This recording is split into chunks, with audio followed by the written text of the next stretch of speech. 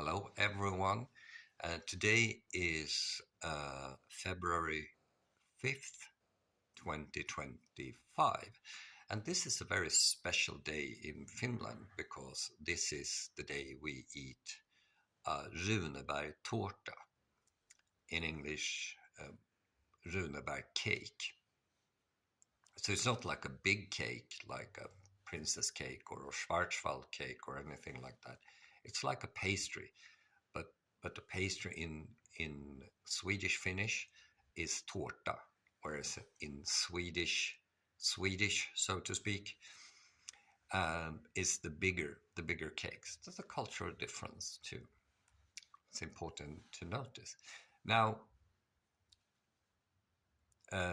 Finland historically was part of Sweden basically since the Viking era, and it happened after Satakunda with a T and proper Finland applied to become part of the Sea Kingdom of Svitjod, which is the predecessor of the Swedish kingdom. Long story short,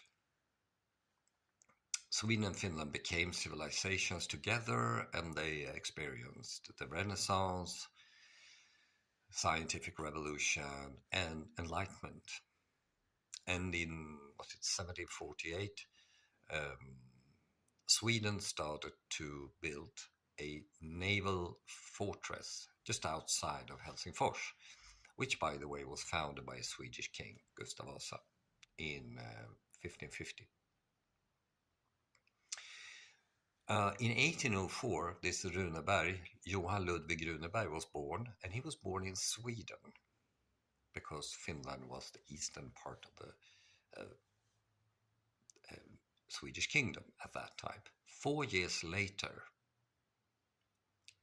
Russia invades this Swedish naval fortress called Sveaborg. And from 1809 to 1917, Russia occupies Finland. It basically, pardon my Swinglish here, become a vassal state to Russia, which has always been the case of every country they had conquered. But the story goes that Finland's status was a grand duchy.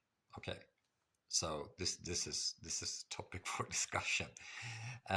Anyway, this is of course a huge trauma for a country who been Swedish speaking and had a Swedish culture.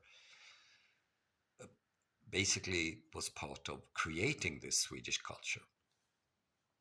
So in 1848, Runeberg writes a book about this trauma at Sveaborg.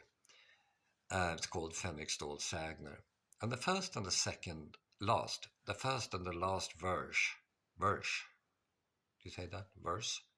So, of the book also became the national anthem of Finland, actually also Estonia,